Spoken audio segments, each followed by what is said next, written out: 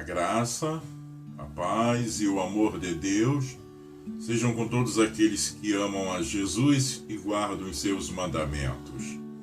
Estaremos apresentando uma nova mensagem de autoria de John Owen, na qual ele responde a casos de consciência quanto a sabermos como podemos nos recuperar de esfriamentos na fé. Ele apresenta a seguinte pergunta: como podemos nos recuperar de uma decadência do princípio da graça? E ele responde: temos falado sobre a decadência do princípio da graça e agora vou lhe oferecer alguns pensamentos que podem ser aplicados à nossa recuperação da decadência deste princípio de graça.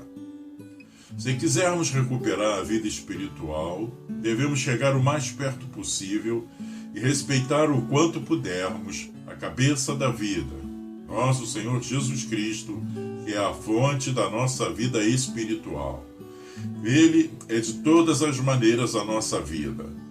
É em uma derivação da vida de Cristo e em conformidade com Ele que devemos procurar nossa vida espiritual. Antes de mencionar como devemos nos aproximar e deitar nesta cabeça de vida da vida eterna, deixe-me observar uma coisa a você. Quando houver uma doença contagiosa geral, a praga ou algo semelhante, todo homem procurará sua saúde e segurança, com referência a outras ocasiões, mas será muito cuidadoso em relação ao contágio geral.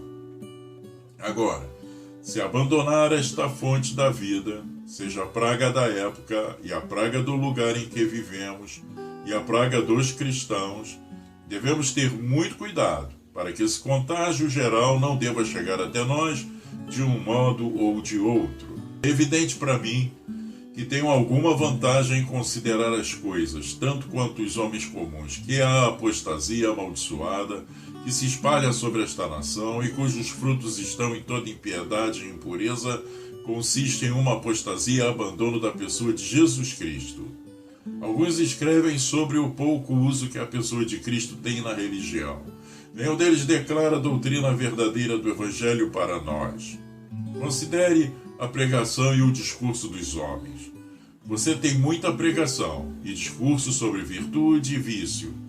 Assim foi entre os filósofos da antiguidade, mas Jesus Cristo é deixado de lado, como algo esquecido, como se ele não tivesse utilidade nem consideração na religião. Até parece que os homens não sabiam como fazer uso dele e como viver para Deus. Sendo esta a praga geral, como é evidente, da apostasia do dia em que vivemos, se formos sábios, consideraremos com muito cuidado se nós mesmos não somos influenciados mais ou menos com ela. Como onde há uma tentação geral, ela tenta mais ou menos todos os homens, o melhor dos crentes, e prevalece mais ou menos sobre os seus espíritos. Receio que não tenhamos, alguns de nós, aquele amor por Cristo que se deleita com Ele, nem façamos aquela morada constante com Ele, como fizemos antes. Perdemos muito nossa fé e o poder de toda a vida espiritual e de tudo que temos a ver com Deus, o próprio Jesus Cristo. Eu o trouxe apenas para nos informar que se devemos reviver nossa vida espiritual, devemos permanecer mais na cabeça da vida e acredite, se algum de nós não estiver preocupado com nossas decadências espirituais, essas são coisas desagradáveis e serão ouvidas com tanto cansaço quanto falado. É a direção de nosso Senhor Jesus Cristo. Permaneçam em mim, pois a menos que permaneçam em mim, não poderão dar frutos, e todo ramo desse tipo será cortado. Mas você dirá, como devemos fazer isso? Como devemos permanecer mais do que temos feito nesta cabeça de vida da vida que é Jesus Cristo? Devemos obedecer à cabeça da vida em uma frequência dos atos de fé sobre a pessoa de Jesus. A fé é aquela graça, não apenas pela qual somos implantados em Cristo, mas pela qual também permanecemos nele. Nesse caso, acho que as frequentes ações de fé sobre a pessoa de Cristo estão se aproximando da cabeça da fonte da vida. E embora devamos colocar o vigor, a seriedade, a vigilância de nossos corações em obediência, contudo, uma sensação de continuar no ato da fé sobre a pessoa de Cristo, mesmo sob o vigor de nossos próprios esforços, por aqueles desejos gerais e externos de andar com Deus e viver para Ele, nos enfraquecerá. E nós nos acharemos perdedores por isso. Vocês todos me entendem? Não estou ensinando os sábios, mas conhecedores do rebanho. Eu falaria ao máximo. Digo, suponha que devemos resolver com grande seriedade, diligência e vigilância, permanecer em funções de deveres para vigiar mais os nossos corações, conforme é exigido de nós. Todavia, se ao fazê-lo, formos retirados desse ato frequente de fé em Cristo, como a fonte de nossa vida, decairemos sob todos os nossos esforços, vigilância e multiplicação de deveres. Portanto, meus irmãos, deixe-me dar-lhes este conselho, que vocês, noite e dia, em suas camas, em seus caminhos, em todas as ocasiões, exercitem a fé na pessoa de Jesus, fé trabalhando por uma visão dele como representada no Evangelho, pela confiança nele e pela invocação dele, para que ele esteja continuamente perto de vocês. E você não pode tê-lo perto de você, a menos que você esteja, por esses atos de fé, por meio de sua graça, continuamente perto dele. Assim você permanecerá na cabeça da fonte. Eu poderia mostrar-lhe as excelentes vantagens que deveríamos ter ao estar perto de Cristo, que é a fonte transbordante da graça, e para onde isso nos conduzirá, se permanecermos com Ele, ficarmos perto dele e seguirmos em frente para Ele. Permaneça com Ele em amor.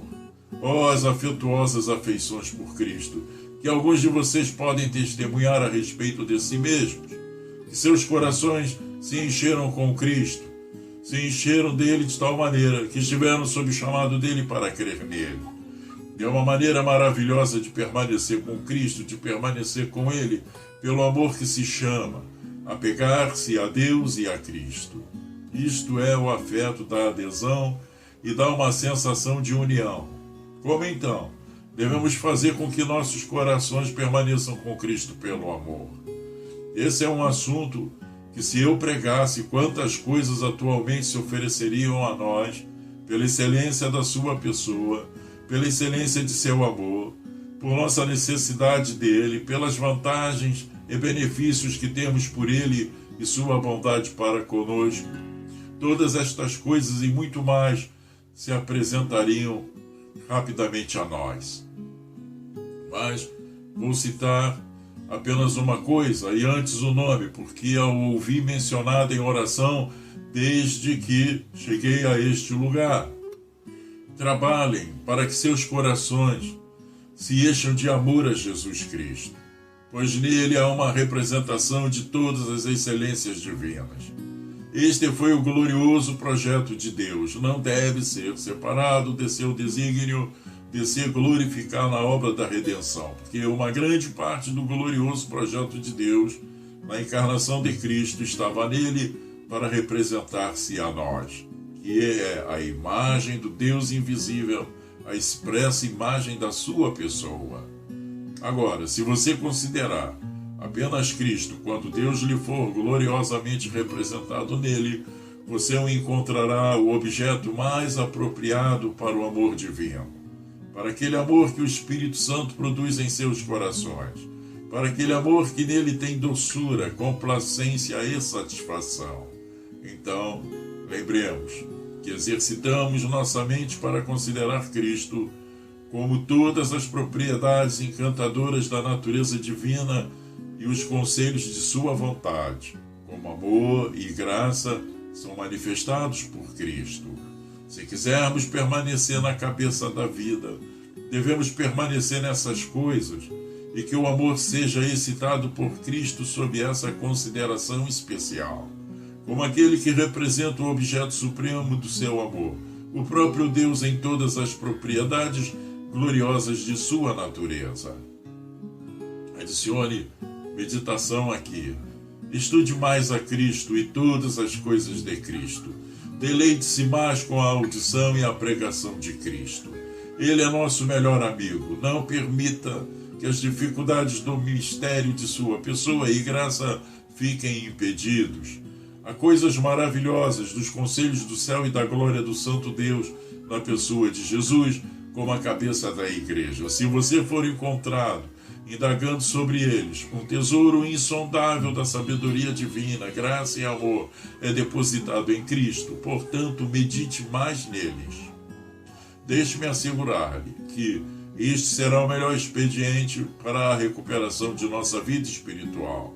E respeitarei esta doutrina para a eternidade, que sem ela jamais recuperaremos a vida espiritual para a glória de Deus em Cristo. E então, irmãos, vendo que sentimos, em outro lugar, decadências no meio da realização de deveres multiplicados, espiritualidade sendo trazida a seus deveres, o que é isso? Você dirá, e em que consiste? É o devido exercício de toda a graça necessária para o cumprimento desse dever. Que toda essa graça esteja em seu devido exercício, e isso deve ser espiritual em dever. Como, por exemplo, um homem seria espiritual em todas as suas orações, e então considere que graça e que exercício da graça é necessário para esse dever. Devido temor e reverência ao nome de Deus, fé, amor e deleite nele, um humilde senso dos seus próprios desejos, sinceros desejos de suprimento, dependência de Deus para orientação e coisas do gênero. Todos sabemos que essas são as graças necessárias para o cumprimento deste dever de orar no Espírito Santo, e que essas graças estejam no devido exercício, e então você é espiritual neste dever. O dever é caridade, fornecer suprimentos aos pobres. Deve haver uma mente pronta, uma compaixão no coração e obediência ao mandamento de Cristo nesse particular. Estas são as graças necessárias ao cumprimento desse dever e a vigilância contra os vícios contrários, porque se colocarmos a espiritualidade em serviço, deve-se exercitar as graças exigidas pela regra para o desempenho desse dever. Só lhe darei mais essa cautela. Tenha o cuidado de que sua cabeça, em noção, e sua língua, em fala, não esvaziem muito rapidamente seus corações da verdade. Estamos aptos a colocá-lo em nossas cabeças por noções e trazê-lo adiante, e não deixá-lo em nossos corações. E isso enfraquece enormemente a vida espiritual. Ouçam a palavra pregada, e é de grande preocupação. Que testemunho daremos da palavra que foi pregada a nós? Pois nós que pregamos devemos dar conta de nossa pregação, e você também deve ver como é que houve muitas palavras boas são ditas verdadeiramente, e ainda assim vemos apenas poucos frutos delas. E a razão disso é que alguns, quando a ouvem, não a consideram mais longe, mas se desviam dela, como o apóstolo fala em Hebreus 2:1. E se reclamarmos da traição de nossas memórias, é a maneira mais inofensiva de se desviar da palavra. Não é a traição de nossas memórias, mas de nossos corações e afetos, que faz o coração como um vaso quebrado, que faz todas as rachaduras nele onde a água sai, como é a comparação. A palavra sai, colocando seus afetos em exercício carnal, e rapidamente encontra seu caminho para se afastar do coração que não oferece recepção melhor. Discutimos um sermão e o sentido dele, que nos rouba tanto o sermão quanto o fruto do mesmo. Um homem ouve uma boa palavra da verdade, e em vez de tomar o poder dela em seu coração, ele toma a noção dela em sua mente e fica satisfeito com isso.